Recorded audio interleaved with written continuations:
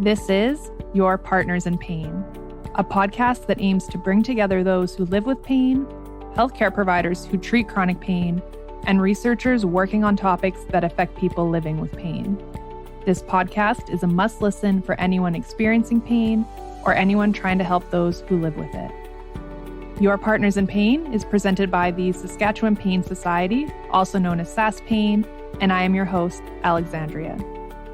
Each episode, we are going to speak to Saskatchewan-based healthcare providers and researchers who have information and education to share about pain science and pain care.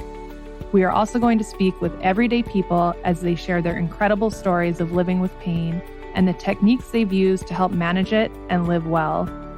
It is important to note that the information presented in this podcast represents the opinions of the host and the guests that appear on the show and not that of SaskPain. The content presented should not be taken as direct healthcare advice, but for informational purposes only.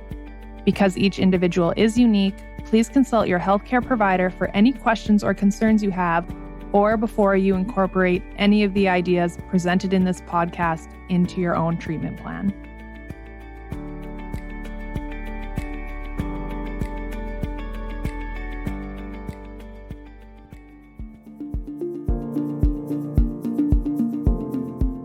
Today for episode 5, we are speaking with Tracy Fichtner.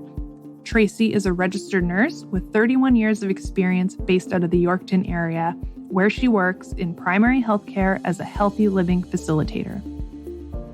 Tracy has her own lived experience of chronic pain, which she has spoken about at events such as the Saskatchewan Provincial Pain Conference, and she is also a part of the Improving Pain Care in Saskatchewan collaborative research project we mentioned in episode 3.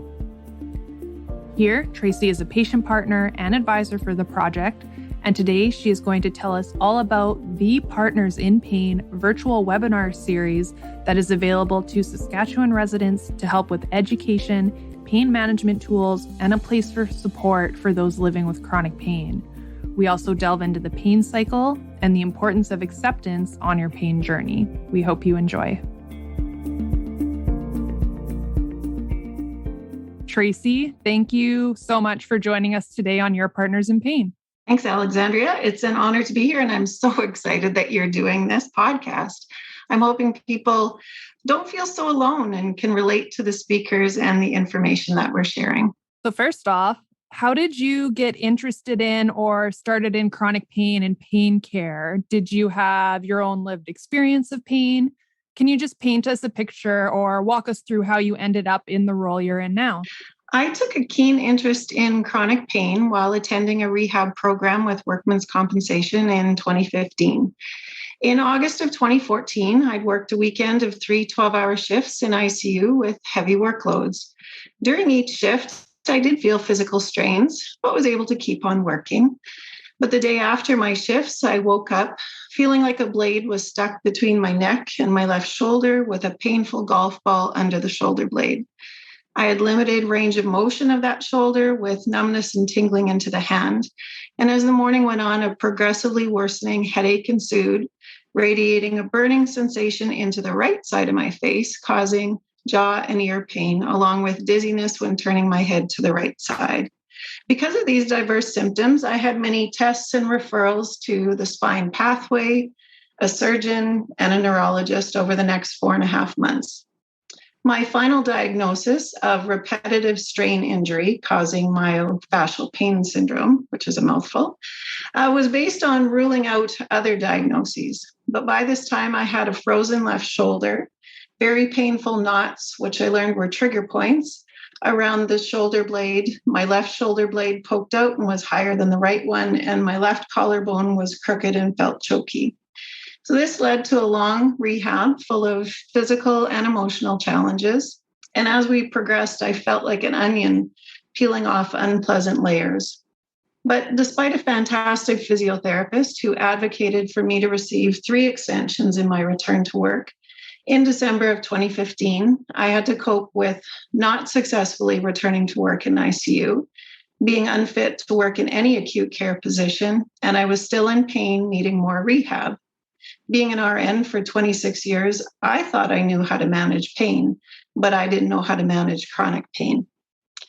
During this time, one of my colleagues was a member of the Saskatchewan Registered Nurses Association professional practice group, and they were planning an upcoming provincial pain conference. She was very interested in the techniques we were using in rehab, such as guided meditation, biofeedback, and trigger point injections. I shared how my previous work-related injuries, endometriosis, and cervicogenic headaches earlier in life, along with how jaw clenching, being a worrywart, people pleaser, and detail-oriented person impacts the nervous system and chronic pain. This led to an invitation to present my pain experience at the provincial conference in 2016. Afterwards, I remember saying to her that it was very cathartic for me to speak, which I thought was kind of odd because I hadn't fully understood that word until then. But preparing for that conference ended up being a fantastic distraction for me while I struggled with adjustment to my modified work accommodation. In December of 2016, I found the posting for a healthy living facilitator with cardiac and pulmonary rehabilitation and the Live Well programs. I was so excited because I used to volunteer for cardiac rehab education classes and had been looking for the Live Well with Chronic Pain workshop. And I could finally feel like I was working without accommodation. Even though I struggled to manage chronic pain and still work, it was like a dream to work in and was therapeutic to be a part of these programs. This led to a request in 2020 from my primary healthcare manager asking me to participate with a pain research team from Saskatchewan Health Authority and the U of S with aims to improve chronic pain management in the province. The Improving Chronic Pain Care in Saskatchewan Collaborative Research Team, which is now nicknamed, so to speak, Improving Pain in Saskatchewan, was in phase one of the project. And in the Yorkton area, they were looking for input through interviews from adults living with chronic pain, their families and supporters, healthcare providers, and community-based organizations to create community-based solutions for pain management. Because of my current role with chronic pain, long history, and I guess local connections in the area, the research team asked for my input regarding how to most effectively share the interview posters to reach as many contacts as possible. And I also volunteered to be interviewed as a healthcare provider and a person with lived experience of chronic pain. That is such an interesting story, Tracy. Like being a healthcare provider and then having your own pain experiences and sort of segueing more into research and advocacy. Your combined experiences are absolutely invaluable to the roles that you're in now. So thank you so much for sharing that with us. And I do also agree that there is definitely therapeutic value in getting involved in pain education initiatives, as well as sharing your own story. So speaking of that, I know you are now heavily involved in the Partners in Pain webinar series, not to be confused with our podcast, Your Partners in Pain, but they are our close partners. But the Partners in Pain webinar series is currently running. Can you tell us what is that all about and what really happens at those events? Yeah, you bet. Partners in Pain is a virtual community support and educational group, people living with chronic pain in Saskatchewan, to provide opportunities for engagement and learning. Partners in Pain is a free webinar series offered online via Zoom with rotating schedule every second week, alternating Tuesday evenings and Wednesday afternoons. Sessions are also recorded and available on YouTube to maximize viewer flexibility.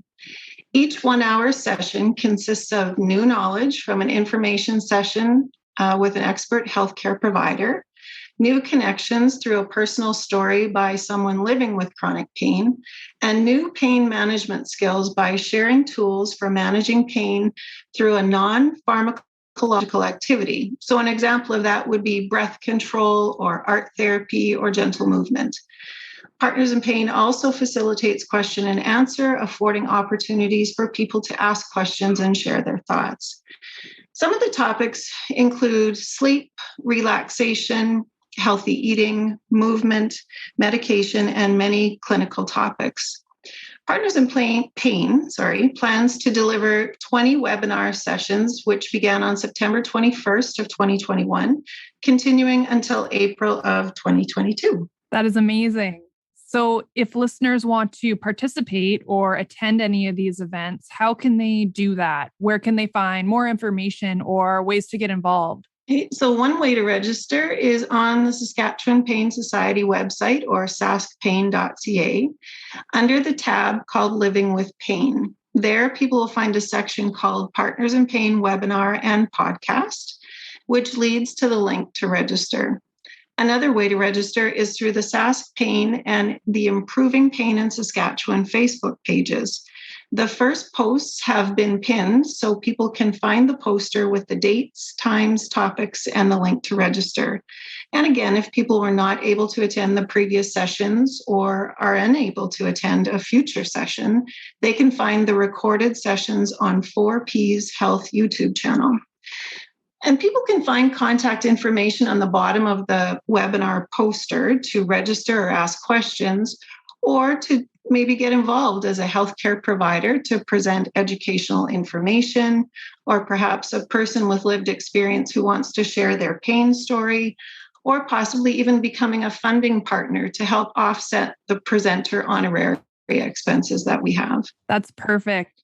Thank you for those detailed instructions, which is always so helpful. There's obviously so many ways to find out more information and get involved. And I am also going to include some information at the end of the podcast for if somebody does want to become a funding partner or provide a sponsorship for one of the events.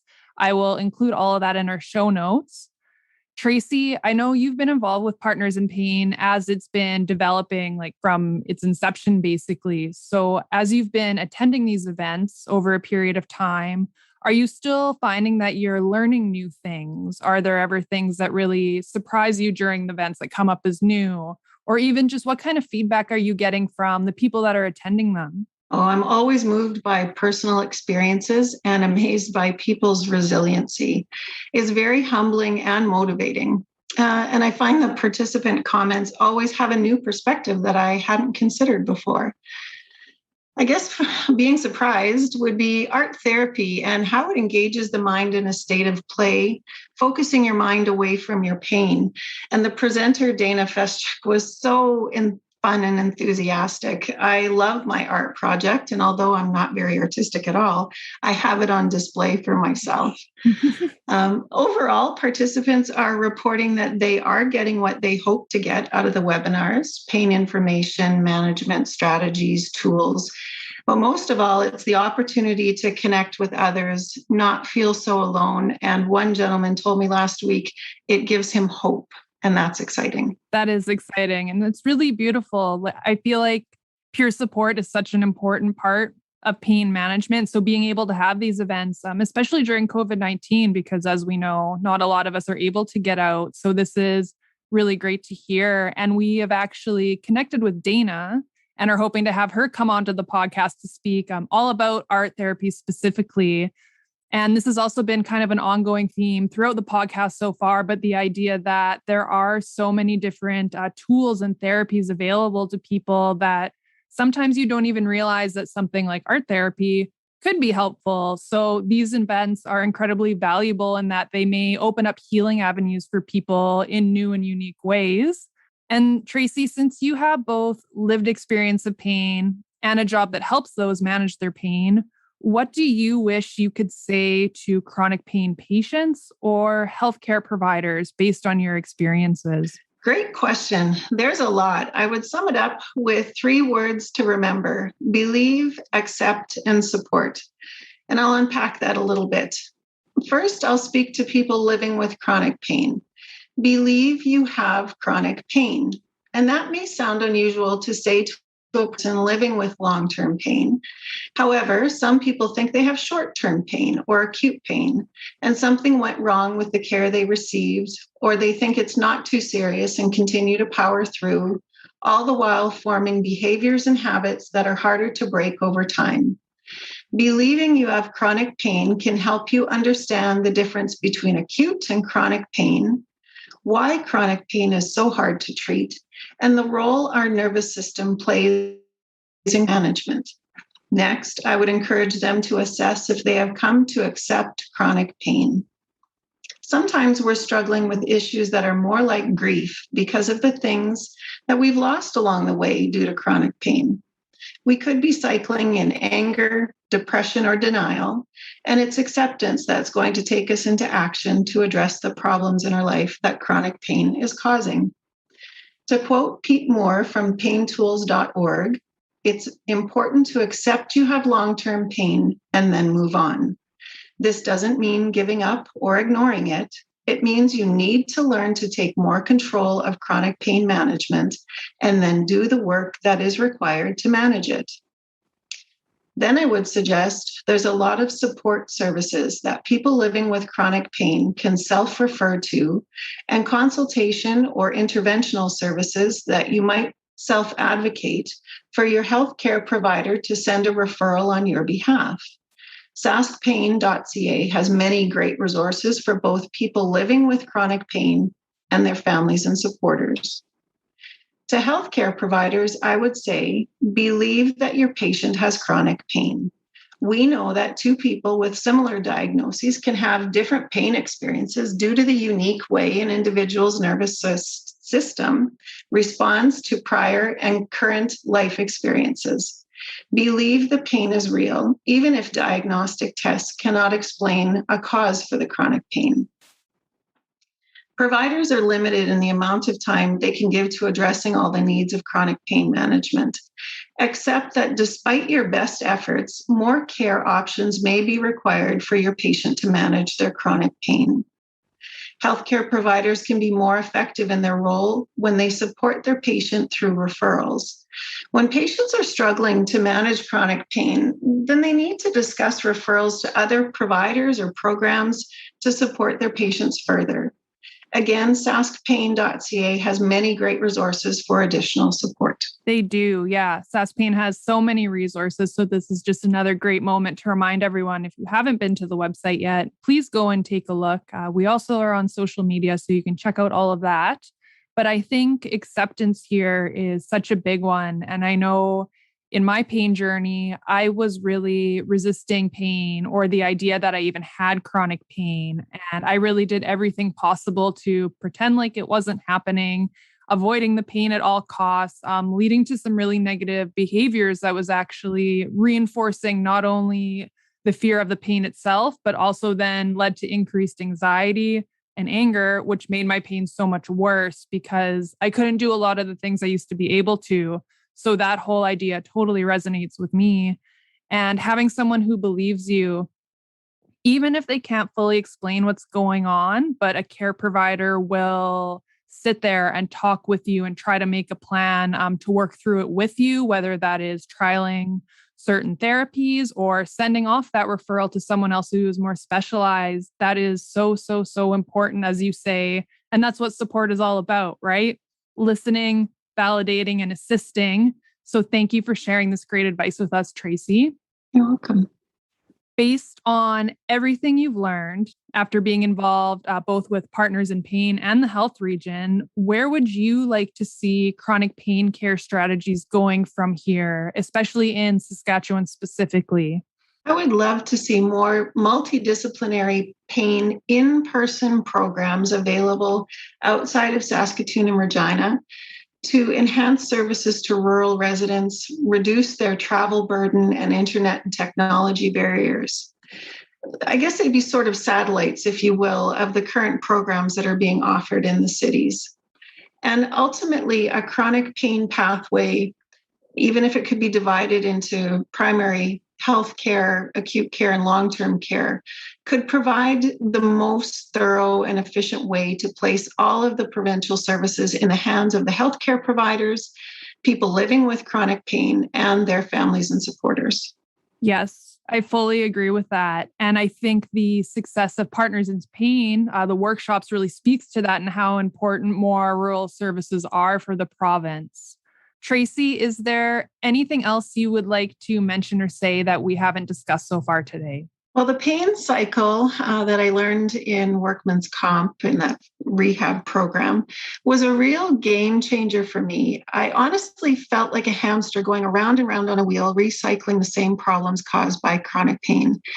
This pain cycle, and then sometimes there's a self-cycle, help me to learn ways to address the problems and then aim to manage chronic pain better. There are many different types of pain and self-care cycles available from different educational groups. It doesn't matter which one a person uses, only that they use one that's applicable and user-friendly to them. For sure. So with this pain cycle, can you walk us through what that is? It doesn't have to be exact, but maybe just how you see it or could explain it to someone, even based on your own experiences, because as you said, there are a lot of different pain cycle images. So I can provide a link to that for people, but let's kind of unpack this a little bit.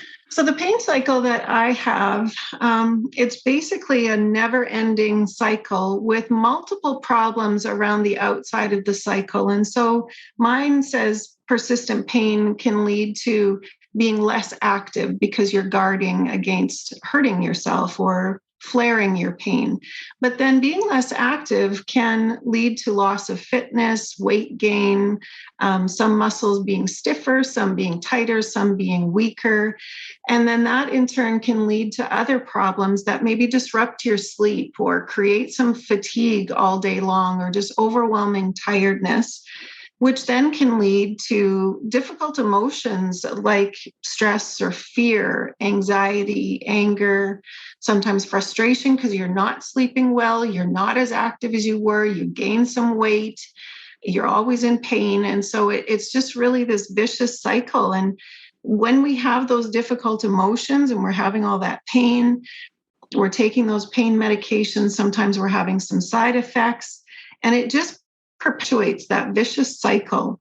When you've got those difficult emotions and you're always fatigued, it just leads to difficulty communicating with others or even expressing yourself or your ability to say to your provider what's happening and what you're struggling with, because you just can't find the words to even express yourself.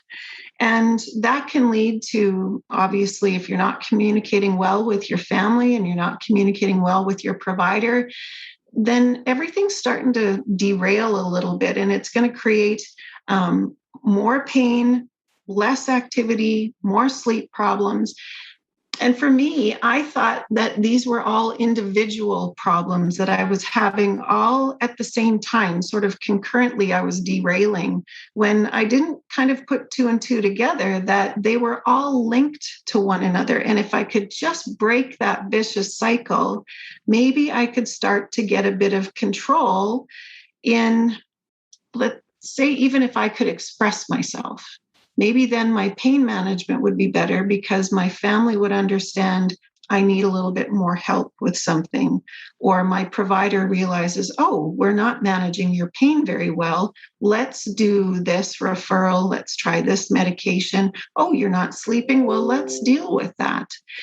And so if you think these are all individual problems, not a cycle of one maybe impacting the other, then we don't realize that there's a lot that can be done if we maybe just dealt with one area and were able to make an improvement. Maybe we could break that vicious cycle, and then we could start moving forward with chronic pain management and a better lifestyle, an improved lifestyle, or what people like to say, improved quality of life. Absolutely. That was such a great overview. And I think it really reinforces just how complex pain is, which is why having access to a multidisciplinary team is so important. So hopefully moving forward, we can have more therapeutic routes like that in the province so that we can get more of that holistic care to improve quality of life for so many people. And speaking of Saskatchewan, as always, because we are a Saskatchewan-based podcast, would you be willing to tell us about one of your favorite things about living here? Oh, the sky. Absolutely. The colors, the cloud formations, sunsets, northern lights, lightning shows, and today, huge sundogs. It's the best. The sky is it just lightens my mood all the time. For sure. And I think that's probably one of our more popular answers that we get. And I agree 100%. All you have to do is go outside and look at that nice horizon line. And it's hard to be in a bad mood when you see that. But Tracy, thank you so much for taking the time to share your story with us today, helping educate us, teach us all about the Partners in Pain online webinars. And I'm going to provide more information for everyone on that. But Tracy, we truly appreciate your service to the pain community and the province. So thank you so much for your time. Thank you. It was my privilege. Thank you again to registered nurse Tracy Fichtner for spending time sharing her story and so much vitally important information. As mentioned during the episode, the Partners in Pain webinar series, which is available for any Saskatchewan resident to attend, is currently looking for funding donors and sponsorships. So if you are wanting to help or contribute to this incredible initiative that helps improve the quality of life of those living with pain locally in Saskatchewan, please contact Sask Pain either through their website or social media channels on how to do that. And for those interested in the pain cycle, we will make sure to post an image detailing this on the Sask Pain social media pages as soon as this episode is released. We hope today's chat resonated with you and taught you something new. Thank you for listening to Your Partners in Pain, a podcast for people experiencing pain and those who help individuals living with pain. Funding for this podcast was provided by the Saskatchewan Community Initiatives Fund and the Saskatchewan Pain Society. For more information about our organization or to find additional resources, please find us on social media at SaskPain or visit our official website, www.saskpain.ca.